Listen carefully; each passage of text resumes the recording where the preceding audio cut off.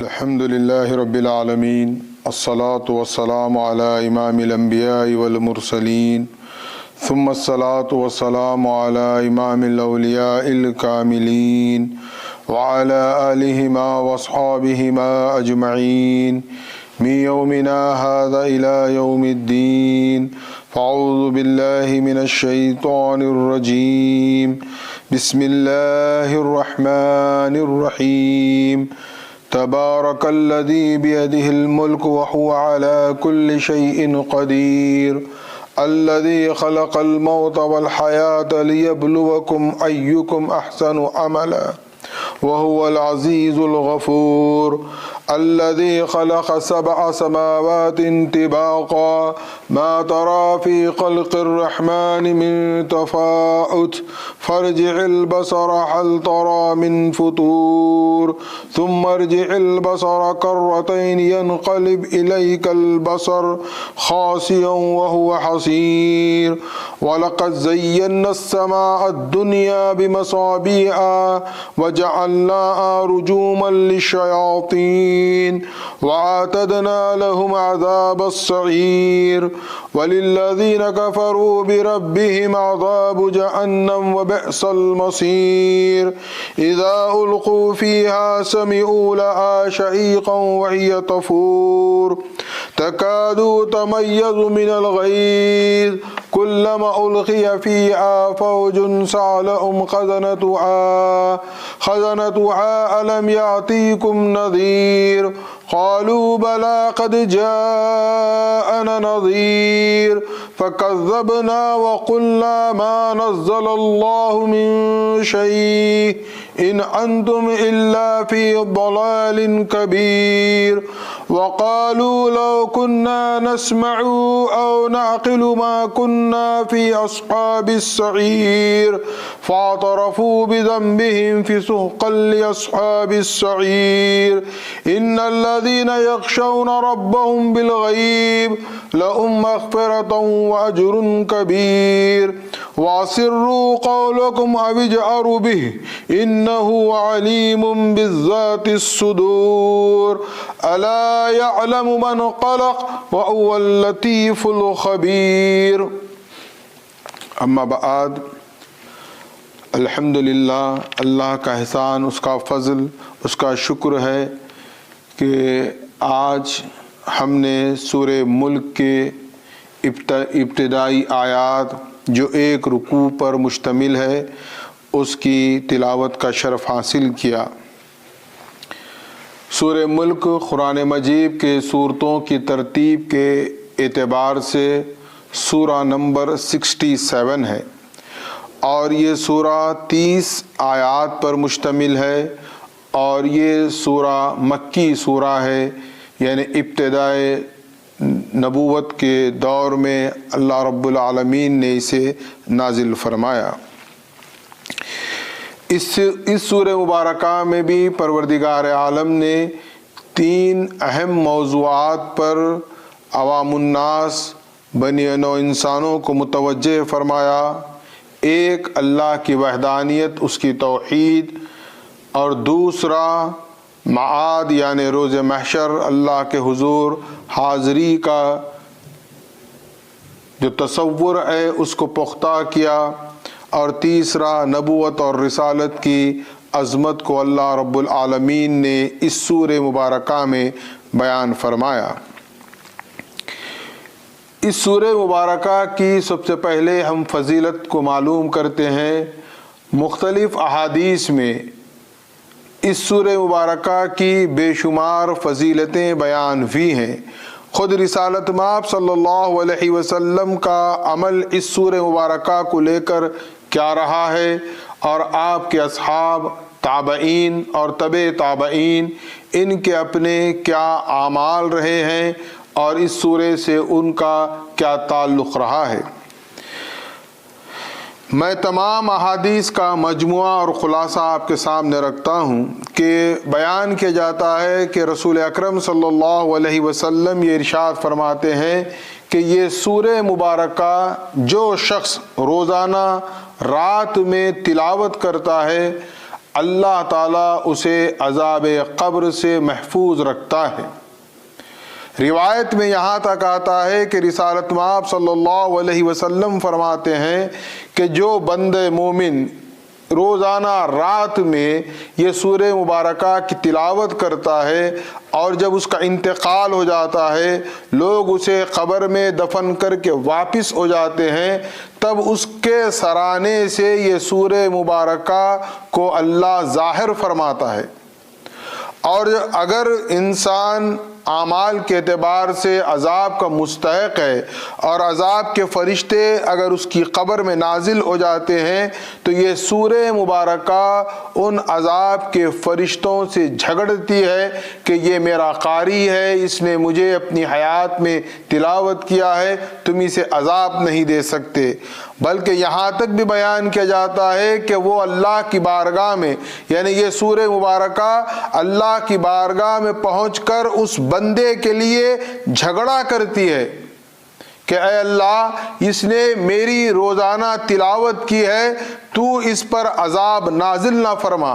اور یہاں تک کہ الفاظ ہیں کہ یہ سورہ مبارکہ یہ کہتی ہے اس کی شفاعت کے لیے کہ اگر تجھے عذاب دینا ہی ہے تو پھر مجھے اپنی کتاب یعنی قرآن مجید سے تو نکال دے۔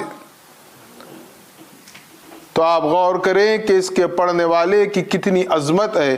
پھر اللہ تعالیٰ اس سورہ مبارکہ کی شفاعت کو قبول فرماتے ہوئے اس بند مومن سے عذاب قبر ہٹا لیتا ہے اور اس پر عذاب قبر نہیں ہوتا۔ اسی طرح ایک اور روایت ہے کہ ایک موقع پر ایک صحابی رسول نے اپنا ٹینٹ کہیے یا اپنا ٹینٹ جیسا کہ صحرا میں باندھتے ہیں، وہ اپنا ایک ٹینٹ باندھتے ہیں، لیکن رات میں انہیں سورہ ملک کی قرات کی آواز آتی ہے کہ کوئی سورہ ملک پڑھ رہا ہے۔ جب صبح وہ رسول اللہ صلی اللہ علیہ وسلم سے یہ معاملہ بیان کرتے ہیں تو رسول اللہ صلی اللہ علیہ وسلم فرماتے ہیں کہ ممکن ہے کہ وہاں پر پہلے قبر تھی، اب مٹ گئی ہے، اور جو قبر میں ہے گویا وہ شخص زندگی میں روزانہ رات میں سورہ ملک کی تلاوت کیا کرتا تھا۔ اور پھر اس کے ساتھ ساتھ یہ بھی بیان کیا جاتا ہے کہ رسالت مآب صلی اللہ علیہ وسلم کا خود یہ معمول تھا کہ حضور صلی اللہ علیہ وسلم سونے سے قبل رات میں 2 سورتوں کی تلاوت فرماتے۔ ایک سورہ سجدہ، یہ سورہ سجدہ قرآن مجید میں ترتیب کے اعتبار سے سورہ نمبر 32 ہے اور یہ 21ویں پارے میں ہمیں ملے گا، اور سورہ سجدہ کی بھی اتفاقاً 30 آیات ہیں۔ حضور سورہ سجدہ اور سورہ ملک یہ دونوں کی تلاوت فرماتے اور تاکید فرماتے کہ سونے سے پہلے آپ اس کی قرات کریں، تلاوت کریں۔ اس سلسلے میں ایک تابعی ہیں خالد بن معدان، وہ بیان کرتے ہیں کہ ان کا معمول رہا ہے کہ روزانہ وہ سونے سے پہلے سورہ سجدہ اور سورہ ملک کی قرات کرتے تھے، اور انہوں نے چونکہ یہ تابعی ہیں اور ان کی وفات 103 ہجری میں واقع ہوئی ہے، تو انہوں نے اپنے یعنی اللہ کے رسول کے اصحاب سے یہ سنا ہے، تو یہ تقویت دیتی ہے کہ انسان کو چاہیے کہ اگر وہ مسلمان ہے تو رات کے وقت میں سونے سے قبل سورہ ملک اور سورہ سجدہ جو 30 آیات پر مشتمل ہے تلاوت کر کے سو جائے، تاکہ اللہ ان صورتوں کی برکت سے اسے عذاب قبر سے محفوظ رکھے۔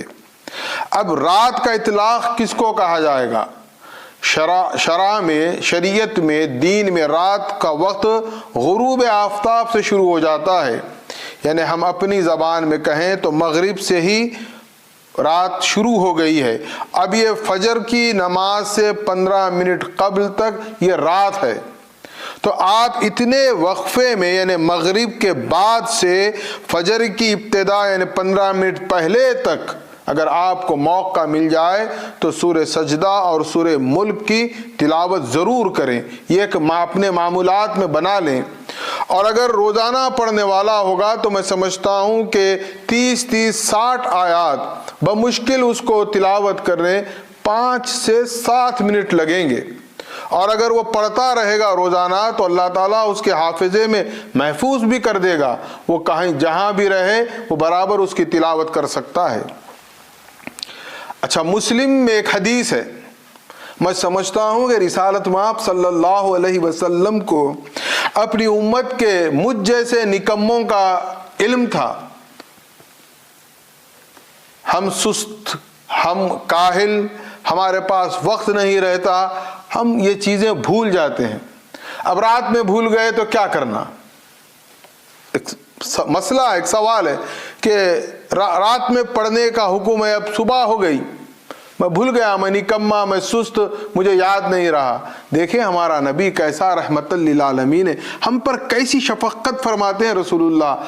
صحیح مسلم کی صحیح سند کے ساتھ یہ روایت اور یہ حدیث ہے کہ رسول اللہ فرماتے ہیں کہ رات کے وظائف اور اوراد کسی وجہ سے بندہ مومن بھول جائے یا اس سے رہ جائے تو اس کو چاہیے کہ وہ دوسرے دن جب ظہر ہوگی وہ ظہر سے پہلے اگر ادا کر لے تو اسے وہی ثواب ملے گا جو رات کو پڑھنے کا ہے۔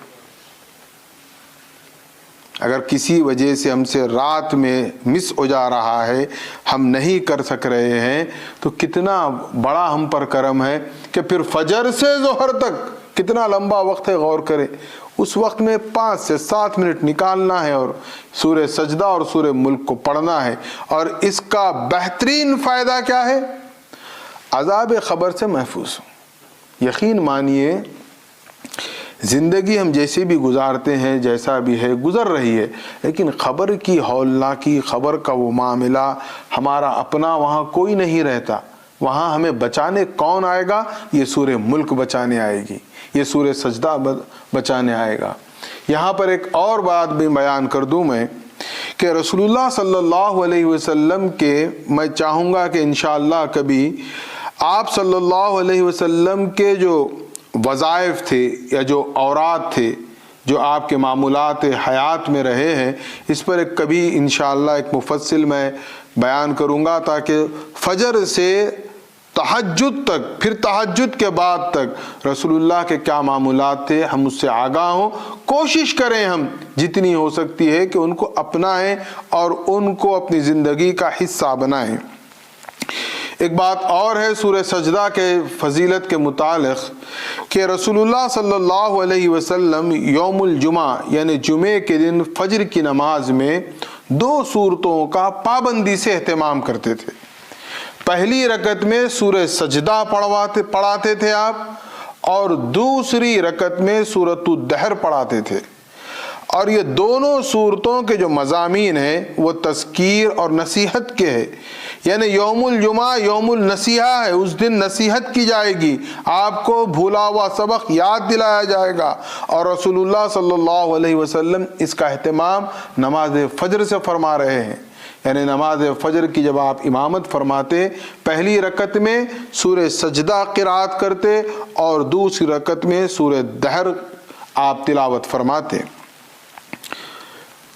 خلاصے کلام یہ ہے کہ اس سورہ مبارکہ کو ہم اپنے معمولات زندگی میں اختیار کریں، کوشش کریں کہ ہم روزانہ سورہ ملک اور سورہ سجدہ تلاوت کر کے آرام کرنے کے لیے تیار ہو جائیں۔ اب آئیے کہ جیسا کہ میں نے بتایا کہ اس سورہ مبارکہ میں 2 چیزیں آپ ہمیشہ یاد رکھیں۔ اللہ تعالیٰ جہاں قرآن مجید کو عام لوگوں کے لیے نازل فرمایا، ہر کس و ناکس اس سے ہدایت حاصل کرے، وہیں پر پروردگار عالم نے فلسفے و حکمت کی بے انتہا گہرائیوں کو بھی بیان فرمایا ہے، اور جب فلسفی یا حکمت سے معمور شخص ان آیات یا ان الفاظ پر رک جاتا ہے تو اب وہ وہاں سے اس پر تحقیق کرتا ہے اور اس تک پہنچنے کی کوشش کرتا ہے۔ اس سورہ مبارکہ میں یہ بات ہمیں بہت اچھی طرح سمجھ میں آئے گی کہ پروردگار عالم نے فلسفے و حکمت کے خزانے اس میں پنہا رکھے ہیں۔ دوسری اہم بات، اللہ رب العالمین کی ذات ما وراء الورا ہے، نہ ہم اس کا خیال کر سکتے ہیں، نہ تصور کر سکتے ہیں، نہ کسی طرح ہم اس تک پہنچنے کی یا اس کی معرفت کی قطعی کوشش نہیں کر سکتے۔ ہمارے وہم و گمان، علم و ادراک، ہر چیز سے ما وراء الورا ہے اللہ کی ذات۔ لیکن اللہ کی صفات کی اگر اللہ کسی کو معرفت عطا کر دے تو یہ اس کا احسان اور فضل ہوگا، ورنہ اللہ کی صفات کی بھی معرفت حاصل ہونا یہ اللہ کے فضل و کرم پر منحصر ہے۔ اسی لیے آپ دیکھیں کہ جب ہم ایمان مجمل یا ایمان مفصل پڑھتے ہیں تو کیا کہتے ہیں؟ آمنت باللہ کما ہوا باسمائہ و صفاتہ، ذاتی ہی نہیں بولتے ہم، کیونکہ وہ ہمارے تصور اور ہمارے علم سے ماورا ہے اللہ کی ذات۔ لیکن صفات کو ہم اگر اللہ ہم پر فضل فرمائے تو اس کا یقین ہمارا مضبوط و مستحکم ہوگا۔ اسی لیے ہم کیا کہتے ہیں؟ آمنت باللہ کما ہوا باسمائہ و صفاتہ۔ تو اس سورہ مبارکہ میں جو صفتیں اللہ نے بیان فرمائی ہیں، اللہ کی بے حد و بے انتہا صفات اور اسماء ہیں، لیکن دو صفتیں اہم ہیں۔ اگر ان دو صفتوں پر ہمارا ایمان مضبوط ہو جائے تو ہماری دنیا بھی سنور جاتی ہے، آخرت بھی سنور جاتی ہے۔ اور خدا بند قدوس نے قرآن میں ایک ایسا انداز رکھا ہے کہ ان دونوں صفتوں کو اللہ برابر بیان کرتا ہے۔ ایک ہے اس کی قدرت کی صفت قدرت، اور دوسری ہے اس کی صفت علم کو اللہ بیان کرتا ہے۔ اب آپ غور کریں، یہ قرآن کی خوبصورتی ہے کہ قدرت سے شروع کرتا ہے بات کو تو اپنے علم پر ختم کرتا ہے، اور انسان کو چاہیے کہ وہ اللہ کی ان دو صفات پر کامل یقین رکھے۔ مثال کے طور پر اب یہ سورہ مبارکہ کا آغاز ہو رہا ہے، تبارک الذی بیدہ الملک وہو علی کل شیء قدیر۔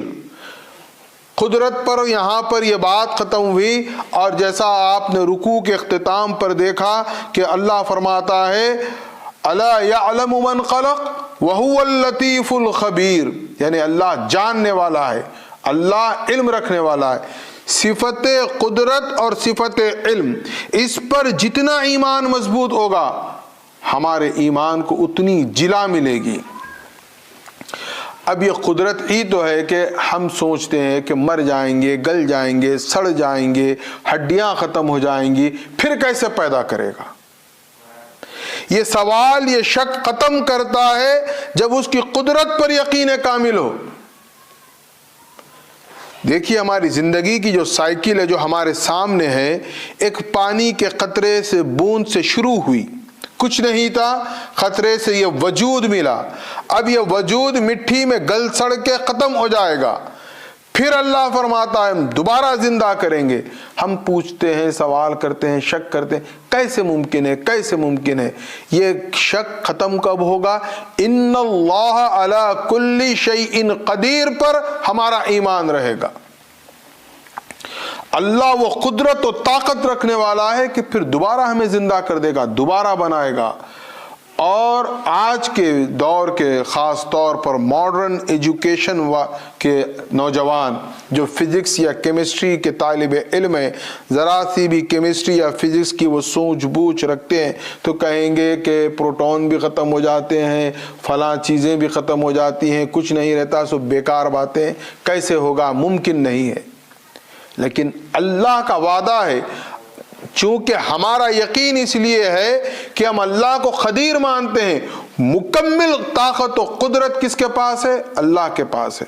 اللہ چاہے گا تو ضرور بس ضرور، بلکہ حق ہے کہ اللہ دوبارہ ہمیں اٹھائے گا، زندہ کرے گا۔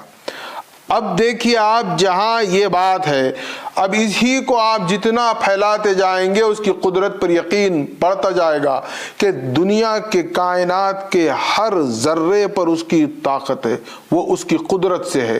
کوئی کائنات کی کوئی شے اس کی قدرت سے باہر نہیں ہے، سب اس کے نظام قدرت میں موجود ہے، اسی طرح ہر شے کا علم اللہ کو ہے۔ ہم کیا سمجھتے ہیں اتنی لمبی کائنات، چلیے آدم سے ہی پکڑ کر چلتے ہیں، آدم سے قیامت تک 7,000 سال اب مانے جاتے ہیں، آدم سے اب تک، اب مزید چلیے 2-3 ہزار، ہم ایک اندازے کے طور پر 10,000 سال میں کتنے کھرب پیدا ہوئے انسان، ان کا ڈاٹا کہاں اللہ کے پاس ہوگا؟ لیکن اللہ وہ علیم ہے، ہمارے حرکات و سکنات تو دور کی بات ہے، ہمارے دل کے وسوسے سے بھی وہ واقف ہے، ہمارے اندر جو سوچ ہے اس سے بھی اللہ واقف ہے، اور یہ تمام چیزیں ہم کر کے گزر جاتے ہیں، بھول جاتے ہیں، لوگ بھول جاتے ہیں، لوگ مٹ جاتے ہیں، لیکن اللہ کے علم میں ہمارا ہر فعل، ہمارا ہر عمل، ہر حرکت محفوظ ہے، اور روز محشر اللہ رب العالمین آن اسکرین دکھا دے گا ہم کو۔ یہ اس کے علم پر ہمیں یقین ہونا ہے۔ ایک درخت سے پتا بھی جب گرتا ہے تو وہ بھی اللہ کے علم میں ہوتا ہے، ایک ذرہ بھی زمین سے اڑتا ہے، اس ذرے کا اڑنا بھی ہٹنا بھی اللہ کے علم میں ہوتا ہے۔ یہ اللہ کے علم پر ہمیں کیا کرنا ہے؟ اپنے یقین کو، ایمان کو مضبوط کرنا ہے۔ اب آئیے آپ کہ اللہ فرماتا ہے تبارک الذی بیدہ الملک وہو علی کل شیء قدیر، بہت بابرکت ہے وہ، یعنی اللہ بہت بابرکت ہے، جس کے قبضے قدرت میں پورا ملک ہے، پوری کائنات ہے۔ یہاں پر بیدہ سے اللہ کے ہاتھ سے نعوذ باللہ ہم یہ قیاس نہ کریں کہ ہماری ہاتھ کی طرح اللہ کا ہاتھ ہے۔ ہمارا یہ عقیدہ ہے کہ اللہ رب العالمین جسم سے پاک ہے، وہ مجسم نہیں ہے۔ یہ اللہ اپنی قوت اور اپنی طاقت بتانے کے لیے ہاتھ کا ذکر کرتا ہے، وجہ کا ذکر کرتا ہے، لیکن اس سے ہم کسی ہاتھ کا تصور نہ رکھیں، یہ اللہ ہی جانتا ہے۔ ہم اللہ کو اپنے عقیدے کے مطابق مجسم نہیں مانتے، اللہ ایک نور ہے، لہذا اس کے قبض قدرت میں پورا ملک ہے، پوری کائنات کا نظام اس کے قبض قدرت میں ہے۔ وَهُوَ عَلَى كُلِّ شَيْءٍ قدیر، اور ہر چیز پر وہ قدرت رکھنے والا ہے۔ تبارک الذی، تبارک بابرکت جس کو کہا جاتا ہے، یہ لفظ اللہ کے ساتھ پورے قرآن مجید میں 9 مرتبہ استعمال ہوا ہے، اور اس میں بھی سورہ فرقان میں ایک ہی سورے میں 3 مرتبہ استعمال ہوا ہے، اور یہاں یہ سورہ ملک کی ابتدا بھی اللہ اسی تبارک الذی سے شروع فرما رہا ہے، یعنی اللہ کا جو فیض ہے وہ مسلسل جاری و ساری رہنے والا ہے، اور وہی بابرکت ہے، وہی سب کچھ قدرت رکھنے والا ہے۔ اب اس کے بعد اللہ رب العالمین فرماتا ہے الذی خلق الموت والحیات لیبلوکم ایکم احسن عملا وہو العزیز الغفور۔ یہ آیت مبارکہ فلسفے و حکمت کے اعتبار سے بہت اہم ہے۔ میں کوشش کروں گا کہ آج صرف اس موضوع کو آپ کے سامنے رکھ دوں۔ آپ کے اور میرے سامنے کیا ہوتا ہے، ہم زندگی کس کو سمجھتے ہیں؟ یہ جو جی رہے ہیں، یہ جو زندگی ہے، اس کو ہم زندگی سمجھتے ہیں۔ یہ زندگی ہماری کب سے شروع ہوتی ہے؟ پیدائش سے شروع ہوتی ہے، موت ہمارے سامنے ہم دیکھتے ہیں، موت پر ختم ہو جاتی ہے۔ ہم اپنے لائف ٹائم کو، لائف پیریڈ کو اتنا ہی مانتے ہیں، لیکن اللہ یہاں پر کیا فرما رہا ہے؟ الذی خلق الموت، اللہ موت کو خلق کرتا ہے، یعنی موت کو پیدا کرتا ہے۔ ہمارا تصور کیا ہے؟ موت خاتمے کا نام ہے۔ یہاں اللہ فرما رہا ہے کہ میں موت پیدا کرتا ہوں، یہ اس کی مخلوق ہے۔ موت بھی، زندگی تو سمجھ میں آتی ہے کہ اللہ نے زندگی کو پیدا کیا تو سمجھ میں آ گئی بات کہ بھائی ہم زندہ ہوئے، اللہ ہم کو زندہ کیا۔ موت ہم سمجھتے ہیں مر گیا، اب اس کی موت ہو گئی لہذا وہ ختم ہو گیا، لیکن اللہ کے پاس وہ موت خود ایک مخلوق ہے۔ یعنی اللہ کے پاس موت خاتمہ نہیں ہے۔ اب یہ ہماری زندگی کتنی طویل ہے، کیا کبھی ہم نے اس پر غور کیا؟ بہت آسانی کے ساتھ بہت سرسری طور پر میں آپ کو بتاتا ہوں۔ سورہ بقرہ میں بھی اللہ فرماتا ہے کیف تکفرون باللہ وکنتم امواتا فاحیاکم ثم یمیتکم ثم یحییکم ثم الیہ ترجعون۔ یہ سورہ بقرہ کی آیت ہے۔ سورہ بقرہ میں بھی اللہ فرما رہا ہے کیف تکفرون باللہ وکنتم امواتا، تم مردہ تھے۔ تو بعض مفسرین یا مترجمین کیا کرتے ہیں، وہاں موت کا جو ترجمہ کرتے ہیں وہ کہتے ہیں کہ پہلے تم معدوم تھے، کچھ نہیں تھے۔ لیکن وہاں معدوم ترجمہ نہیں ہوگا، وہاں اللہ نے موت کا ذکر کیا ہے، اور موت کیا ہے؟ اللہ نے پیدا کیا ہے، موت اللہ کی مخلوق ہے۔ کیف تکفرون باللہ وکنتم امواتا فاحیاکم، پھر کیا کیا؟ موت کے بعد اللہ زندہ کیا۔ ثم یمیتکم، پھر موت آئی۔ ثم یحییکم، پھر زندہ کیا۔ پھر ثم الیہ ترجعون، پھر اللہ کے پاس پہنچے۔ تو آپ دیکھیں یہ ہماری زندگی کا جو سفر ہے وہ سفر کتنا طویل ہے، کہاں سے شروع ہو رہا، کہاں پر ختم ہو رہا۔ ہمارے نظریے کے مطابق یہ زندگی 50 سال، 60 سال، 70 سال، 80 سال یا 100 سال کی ہے، لیکن اللہ کے پاس ہماری زندگی بہت طویل ہے۔ اب آپ کہاں سے شروع ہو رہی ہے؟ جو لوگ تھوڑا بہت بھی قرآن سے شوق رکھتے ہیں، تھوڑے دینی معلومات رکھتے ہیں، وہ کم سے کم تین زندگیوں کے قائل ہیں۔ 3 زندگیاں سمجھ میں بھی آتی ہے ان کو، اور 3 زندگیاں مانتے بھی ہیں۔ ایک جو اب جی رہے ہیں، یہ پہلی ہو گئی۔ دوسری خبر میں جب اٹھایا جائے گا جو عالم برزخ کی زندگی ہے، وہ ہماری سیکنڈ لائف ہے۔ عالم برزخ کے بعد کیا ہوگا؟ پھر موت ہوگی، یوم الساعہ جس کو ہم قیامت کہتے ہیں، حشر میں پھر اللہ ہمیں مارے گا، پھر اٹھائے گا۔ تو پھر جب جو اٹھیں گے وہ ایک ابدی لانگ لائف ہے، وہ اصل اوریجنل لائف وہ ہے۔ اب یا تو مومن ہے، فضل خداوندی سے جنتی ہو گئے تو ابد الآباد جنت میں رہنا ہے۔ پورا قرآن کہتا ہے خالدین فیہا ابدا، خالدین فیہا ابدا، کب تک رہنا ہے اللہ کے علم میں ہے، وہ بہت لمبی زندگی ہے۔ اگر ایمان نہیں ہے، اعمال اچھے نہیں ہیں، تو پھر جہنم میں ہے۔ تو جہنم میں بھی 1-2 دن کا سفر نہیں ہے، وہ ابد الآباد۔ قرآن کہتا ہے خالدین فیہا، ان کے لیے بھی جو جہنمی ہیں، خالدین فیہا ابدا، خالدین فیہا ابدا۔ تو ایک لمبی طویل زندگی ہے۔ یہ 3 زندگیاں ہم سمجھتے ہیں کم سے کم، لیکن یہ جو زندگی اب جی رہے ہیں، اس سے پہلے بھی ایک زندگی ہے ہماری۔ وہ زندگی ہے ہماری عالم ارواح کی زندگی، جہاں پر ہم نے اللہ سے قول و اقرار کر کے اس دنیا میں آیا ہے۔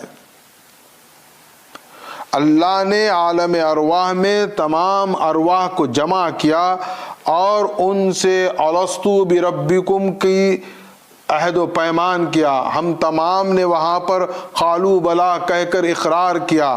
ہم نے اللہ کی توحید کو عالم ارواح میں قبول کیا ہے، اور انسان جب قبول کرتا ہے تو بہوش ہوتا ہے، بہوش و حواس۔ ہم نے اللہ سے ایک ڈیل کی ہے، ایک عہد کیا ہے۔ اب وہاں عالم ارواح میں ہماری اپنی پہلی زندگی گزر گئی۔ اس کے بعد اللہ نے یوم عہد کے بعد ہماری روحوں کو کہیں اسٹوریج میں رکھ دیا۔ اب جب ہمارا وقت اس دنیا میں آنا تھا تو ماں کے شکم میں جب جسم تیار ہوا تو اس وہاں سے کولڈ اسٹوریج سے وہ روح کو نکال کر اللہ نے ماں کے شکم میں پہنچا دیا۔ تو وہ پہلی زندگی ہم کیا کیے ہیں، گزار کیا ہے عالم ارواح میں۔ اب ہمیں یاد نہیں ہے، یاد اس لیے نہیں ہے کہ ہم غافل ہیں۔ اچھا آپ سوال کریں گے کیا یاد کر سکتے ہیں؟ بالکل یاد کر سکتے ہیں، پروف کے ساتھ میں بات کر رہا ہوں آپ کے سامنے۔ میں بھول گیا، آپ بھول گئے وہ زندگی جو عالم ارواح میں تھی۔ حضرت بندگی میرا سید عبدالحی روشن منور رضی اللہ تعالیٰ عنہ کا جب جنازہ لے کر پھولواری سے بھیلوٹ لے جایا جا رہا تھا تو آپ کے لاش مبارکہ سے الا اللہ کی آوازیں آ رہی تھی۔ تو آپ کی زندگی میں ان سے ایک مرتبہ سوال کیا گیا کہ جب وہ 6 ماہ کے تھے، سید عبدالحی روشن منور رضی اللہ عنہ، ان کو میرا سید محمد مہدی موعود علیہ السلام نے ذکر خفی کی تلقین فرمائی تھی۔ عمر کیا تھی؟ 6 ماہ کی تھی۔ ایک عمر جب ہوئی، باشعور ہوئے، تو لوگوں نے پوچھا کہ حضرت کیا آپ کو مہدی علیہ السلام کے وہ ذکر خفی کی تلقین یاد ہے کیا؟ تو انہوں نے جواباً عرض کیا یہ تو ذکر خفی میرے دنیا میں آنے کے 6 ماہ کی بات کی پوچھ رہے ہو تم مجھ سے، مجھے تو خالو بلا کا دن یاد ہے۔ جب آپ اپنی روح کو منزہ و مطہر کریں گے، اللہ سے جوڑیں گے، تو وہ سبق پورا یاد آ جائے گا۔ اب ہم پر مادیت ہے، ہم پر حیوانیت ہے، شیطانیت ہے، ہزارہا پردوں کے نیچے ہماری روح دب چکی ہے۔ اگر اس کو ایک ایک پردہ چاک کرتے جائیں گے تو الستو بربکم کی جو دن ہے، جو واقعہ ہے، وہ ضرور یاد آئے گا۔ اسی لیے آپ دیکھیں کہ عہد میثاق بھی ہے عالم ارواح میں کہ اللہ نے تمام انبیاء سے محمد الرسول اللہ صلی اللہ علیہ وسلم کی نبوت اور رسالت کا اقرار کروایا ہے۔ تو انبیاء کو یاد تھا، اسی لیے کیا کرتے تھے انبیاء؟ جب وہ اس دنیا میں آتے تو رسول مکرم صلی اللہ علیہ وسلم کے آنے کی بشارت دیتے تھے۔ وہ مجلس، وہ محفل انہیں یاد تھی، وہاں انہوں نے اقرار کیا تھا ہم دنیا میں جائیں گے تو مدد کریں گے، ہم ان کا ساتھ دیں گے۔ پھر اس کے بعد جب آتے تو برابر بشارت دیتے۔ بہرحال یہ موضوع میں آج یہاں پر موقوف کرتا ہوں، اور اسی موضوع پر، یعنی یہ زندگی ہے کیا، پہلے ہم اس کو سمجھ لیں۔ یہ ہماری 40 زندگی ہم سمجھتے ہیں 80 سال کی ہے۔ آپ اسی بھی غلط مغالطے سے باہر آ جائیے۔ اوور ہماری لائف ہوتی ہے 30 to 40 ایئرس کی۔ کیسے؟ 20 سے 25 سال تو ہمارے لڑکپن میں گزر جاتے، کوئی احساس نہیں، کچھ کوئی کوشش نہیں، کوئی جستجو نہیں۔ جو پروڈکٹیو پیریڈ ہے ہمارا وہ صرف 30 to 40 ایئرس کا ہے۔ پھر بوڑھے ہو جاتے ہیں، کچھ یاد ہی نہیں رہتا، سب بھول جاتے، کمر جھک جاتی، بستر پہ لیٹ جاتے، ختم ہو جاتے۔ تو کیا ایک سوال ہے میرا، ہم اشرف المخلوقات، ہماری تخلیق کے بارے میں اللہ نے فرمایا کہ میں نے اپنے ہاتھوں سے خلق کیا ہے۔ ہم مسجود ملائکہ ہیں، ملائکہ نے آدم کو سجدہ کیا۔ تو کیا ہماری زندگی اتنی چھوٹی ہے؟ ایک حصہ تو ہمارا بچپن میں گزر گیا، سمجھ لیں آپ، لاشعوری میں گزر گیا، پھر اس کے بعد کا حصہ کچھ محنت کی، کچھ بنایا، کچھ بگاڑا، کچھ کمایا، کچھ کیا زندگی میں۔ اسی لیے آپ دیکھیں سرکاری طور پر بھی 60 کے بعد میں ریٹائرمنٹ دے دیتے ہیں، یعنی 60 ایئرس کے بعد کی زندگی ہماری اب وہ زندگی نہیں رہتی۔ ہم زندہ تو رہتے ہیں لیکن کچھ کرنے والی زندگی نہیں رہتی، کچھ امنگ نہیں رہتی، بنانا بگاڑنا، بس یہی عرصہ ہے ہمارا 20 ایئرس یا 30 ایئرس۔ زیادہ ہو گیا، زیادہ صحت ہے، قوت ہے تو 40 ایئرس ہم محنت کریں گے۔ تو کیا اتنا ہی ہے؟ نہیں ہے، یہ زندگی بڑی طویل ہے اور یہ بہت عظیم زندگی ہے۔ اب یہ زندگی عظیم ہے، ہم کیسے اس کو گزاریں، انشاءاللہ اس پر میں اسی آیت مبارکہ کے تحت آئندہ نشست میں آپ سے بات کروں گا، اور آپ سے میری گزارش ہے کہ ہم اس بات کو سمجھیں کہ کس طرح ہم اپنی زندگی کو گزاریں تاکہ جو مقصد ہے ہماری پیدائش کا وہ اللہ کی نظر میں پورا ہو۔ لیکن آج کے درس میں صرف اس بات کو یاد رکھیں کہ روزانہ رات میں سورہ سجدہ اور سورہ ملک کی تلاوت کریں۔ تھوڑا سا میں بالکل صاف کہنا چاہتا ہوں، آپ آڈیو لگا کے سن کر خاموش مت ہو جائے، نہیں اب سن لیے نا بس ہے، خود پڑھیں۔ ہمارے پاس آج مذاق ہو گیا ہے قرآن، قرآن کی اگر کوئی غیر مسلم بے حرمتی کرتا ہے تو ہم آگ بگولا ہو جاتے ہیں، خود بے حرمتی کرتے ہیں تو جواز ڈھونڈنے لگتے ہیں۔ کیا عجیب معاملہ ہے۔ اگر سننا ہوتا تو رسول اللہ فرماتے کسی سے سن لو، اور وہ آدمی کی جگہ آپ آڈیو سے سن لیتے۔ آج رسول اللہ کیا فرمائے؟ خود پڑھو فرمائے ہیں۔ تو آپ آڈیو پر انحصار مت کریے بلکہ خود تلاوت کریے۔ ہو سکتا ہے کچھ دن تکلیف ہو، لیکن وہاں خبر میں کتنی راحت ہے کہ اس کے قاری کی شفاعت کون کرائے گی؟ یہی سورہ ملک اور سورہ سجدہ۔ تو روزانہ رات کے معمولات میں، اپنے وظائف میں، اپنے اوراد میں سورہ سجدہ اور سورہ ملک کو شامل کریں۔ اللہ رب العالمین ان صورتوں کی برکت سے ہم تمام کو عذاب قبر سے محفوظ فرمائے۔ وآخر الدعوانا الحمد للہ رب العالمین۔